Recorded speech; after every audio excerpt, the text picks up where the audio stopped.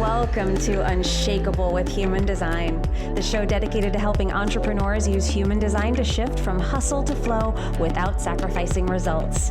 Come here to become an unshakable human and build an unshakable business according to your human design. I'm your host, Nicole.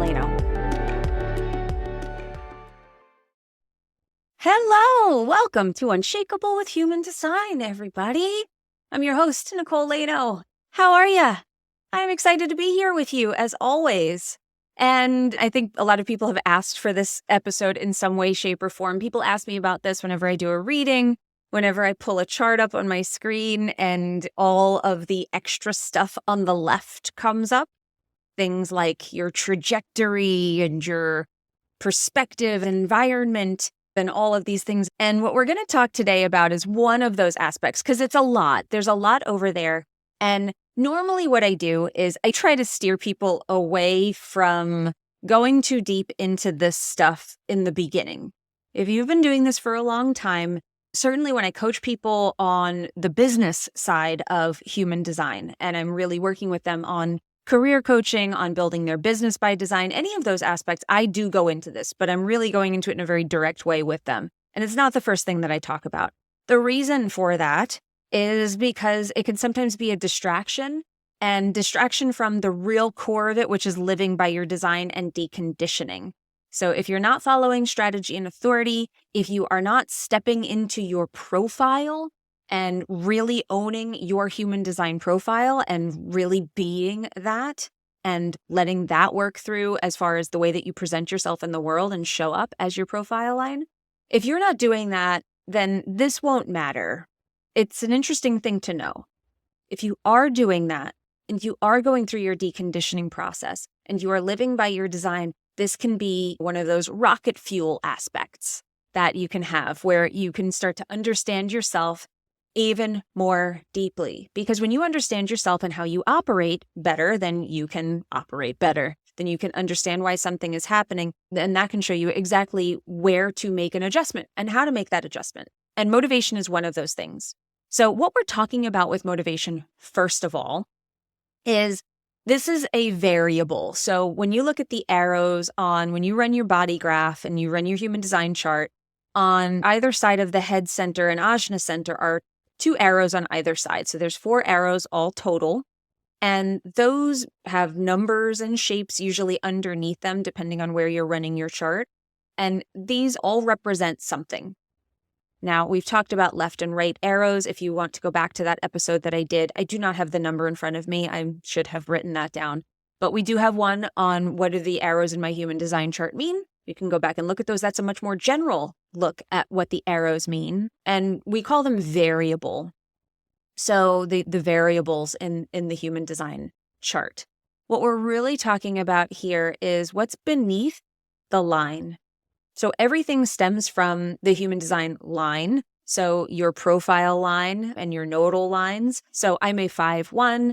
So it's not the 5, but underneath that line, we're getting to deeper and deeper aspects of your human design. We're going beneath the line and we're getting to more minute detail.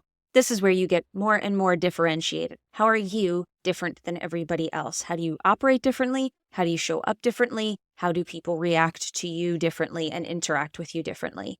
And you with them. Now, motivation is the top right arrow. That's the one it's associated with. And we're going beneath that line, beneath the line of that one. So it's your personality sun that we're going underneath, the sun and earth. And what we are getting to is what we call color. So the reason I'm telling you this is motivation we call color, and why it's so powerful to understand and to start to work with once you are operating with your human design and you're starting to use this and decondition is it's called color because it colors the whole chart. It colors you. There is this overall color beyond the line and beyond the other aspects that this is working underneath the surface. This, now, mind you, this isn't something that you can necessarily try to use. This is part of the reason why I don't bring this up right away. This is an awareness thing. Be aware of how this is operating and that it is operating, and to understand when you step into what we call transferred motivation or transference. So we each have a code that we work under that's aligned for us, and that's our motivation. And then we have a transferred motivation, which is that signpost that's saying, oops, not this way for you. Go in the other direction. Sort of like with our strategy, with our type, we have a signature and a not self theme. Very similarly, we have motivation and transferred motivation, which tells us when we are in correct motivation, which I look at it's like when you're in alignment with your motivation, it's like the wind's at your back. It just feels like things are flowing, things are moving. And when you feel stuck, we look at strategy and authority first. Am I in alignment with my strategy? Did this come to me through response? Did this come to me through an invitation or whatever your strategy is? Did I make the decision to do it based on my authority or backtracking into it and figuring out, did I enter into this correctly?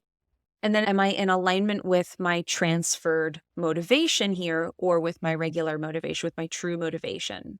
So this is a very interesting, useful aspect, particularly when we're working with human design on a business level, on a achievement, career, success level. And there are 6 motivations, and then there are transferred motivations for each one of them. I'm going to run through each of the 6 motivations with you and relate them to the different lines because each motivation is resonant with a particular line theme. Now, I'm a 5 line. It does not mean that my motivation is the same as the one that resonates with the 5 line. Mine is different. It might be the same, but it doesn't have to be. But each one correlates to a theme of the line. And I'm just going to run through these for you. So again, this is something to bring into your awareness.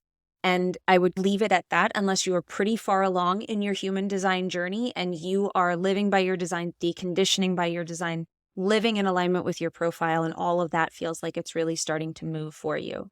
And if you are looking for help with something like this, then I would seek out a coach. I would seek to get into a program. If you're looking to get to this level, then you'd really want someone guiding you with this stuff. So let's dive in. Each motivation resonates with one of the 6 lines, the line themes. When we talk about there are 6 lines in profiles, there are 6 motivations, 6 themes of motivation. The first one is fear. And this is similar to the themes of the 1 line. The fear motivation is about being motivated by security. And just like the 1 line likes to become an expert and feel safe by accumulating information, by knowing a lot, by having these foundations, by creating new things from what it learns, there's a safety mechanism in that. There's a safety and security feeling that they get from having that basis of that foundation of knowledge. That fear motivation is about risk mitigation. It is about that security. You're motivated by the need to mitigate risk. I always use this example. This is actually my transferred motivation. So it's not the way for me, which is very funny because when I worked at corporate, one of the roles that I had in my job was business continuity planning. Business continuity planning, which was all about disaster planning. If the banks fail, what's your plan? And it was my job to come up with that plan, to test those plans, to go to the regulators and say, here, everything works. If a bomb goes off in downtown Manhattan, don't worry about us. Business will continue. Trading will go on. So this is very much fear motivation. We are going to have all the things in alignment for in case shit happens, is basically what this is about. So it's being motivated by that, being driven by that. The transferred motivation of fear is need. And we'll talk about that when I get to that. That's resonant with the 4 line. The second one is resonant more with the 2nd line. So with 2 lines, this is the motivation of hope. It's much more in alignment with possibility, with seeing things. There's a way of seeing things that are very much in alignment with what could happen when it's in a high frequency. They have to be aligned with hope. Their transferred motivation is guilt. So if you have hope motivation, but you are being motivated by guilt, and we'll talk a little bit more about what that is, then that's a signpost saying this is not correct for you or something needs to be adjusted. The third motivation is desire. Desire is about, the desire motivation is about change, conquering, achievement, new things, progress. That's third line motivation. That's desire. And this has the transferred motivation of innocence, which resonates with the sixth line. The third line motivation needs to be driven by change, achievement, like climbing that mountain, climbing that hill, reaching that peak, doing the thing that feels usually difficult and that they can feel proud of. That third line is really about new. How can I make something new? How can I do something new? They're in it for the experience. Third line is very experiential. But if you find yourself hanging back, being like, I don't really care what's in it for me, that's transference. So it's showing you where you are not in alignment when you are in your transferred motivation. So the desire, if you have desire motivation, then there's always going to be this undercurrent of wanting to achieve something, wanting to reach the new height, wanting to get to the next level. That will always be there, even if the rest of the things in your chart, you might have an open ego and you don't feel terribly willful about it, but there is this underlying desire because it colors everything. Again, we call it color. Motivation is resonant with the color of the line. It colors the chart is the way that I think about that. It's like everything goes through this lens of desire or this lens of hope or this lens of fear. And everything is pushed or pulled based on that. The fourth motivation is need. Need is resonant with the fourth line, which is about community, which is about the tribe, which is social. So need motivation is about assessing the needs of others and saying, this is what we need, or this is what is needed right now. Here's the next step to get it. Now, the fourth line, the transfer motivation is fear.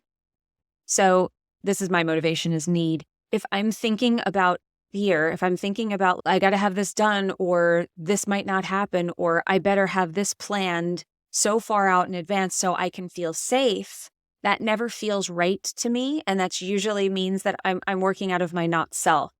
I'm not working out of my true alignment, which is to wait for response and just do the thing that feels right.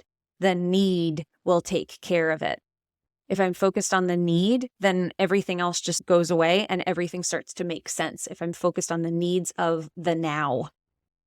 And there are challenges that come with each of these as well. And this is how we can start to work with them. Me understanding the challenges of need motivation has been truly expansive for me because it's allowed me to not spin my wheels trying to figure out why something isn't working. I've been able to dig into it and say, oh, I see what's happening here. All I need to do is focus on the need right now. Here's what I'm doing. I see how that's out of alignment. This is how I can focus on it. The fifth motivation in human design is guilt. Resonant with the 5 line, it is about fixing things. Now, guilt doesn't make sense to a lot of people. They see it, they're like, how's my motivation guilt? Well, the motivation of guilt really means that you take responsibility for the things that are not working. And by taking responsibility for them, then you've tried to fix it. And the 5 is the fixer. So this is about fixing things. It's not about the guilt, although it does feel like guilt. I am a 5 line. I have 10 5 lines in my design. It's a lot. I feel guilty kind of all the time. There's always some amount of guilt. So these themes do resonate. If you are a 4 line, then you will have this need to take care, need to understand, need to assess the needs of everybody else, need to nurture. You might have that. So these are resonant with the profile lines that we have, but the color, the motivation is going to be this overarching theme around everything, and it will feel probably more subtle to you than the others. It's going to be sneakier at driving you or holding you back. So if you have guilt motivation, then recognize where you are always looking for something to fix. That guilt is driving you to make things better. And if you're aligned with hope, if you are just going into the pure possibility of things and you're trying to fix things that way, you might find that doesn't work for you and you don't know why. Well, because that's not your way. There's a part of you that needs to be driven by something differently. the sixth motivation in human design is innocence. It resonates with the sixth line. And the sixth line is all about sitting up above everything, looking at the big picture. It's not personal. It's about transformation. It's about seeing what is needed for the whole from a very holistic point of view. And there's an innocence to it. It's like, I just want to do this because it's the right thing to do. That's what the sixth line is kind of about. It's one of the themes of it. And the transferred motivation is desire. So if you're trying to go after what you want, you're making that goals list and you're making it about you, that may not work for you. So this is how this starts to show up. And I just want to highlight this. Just wanted to do a quick episode diving into these motivations because they can be incredibly useful, very interesting, can really be eye-opening. But remember, living by your design comes first. I hope that you found this helpful. I hope that you found this episode eye-opening, useful. If you want to dive deeper into this, definitely profiles are where I would start because, again, these resonate with all of the profile lines. The more you understand profile lines, the more you will understand motivation. So please DM me the word profiles on Instagram, and I will send you my profiles masterclass, which is all about tuning into your X factor according to your human design profile line. It's a really cool masterclass. It's totally free. Just DM me the word profiles on Instagram. I'm at Nicole Leno Official. We'll send that over to you right away. Or just go to the show notes and we will have that all linked up for you. Thank you so much for being here. Thank you so much for listening all the way to the end of this episode.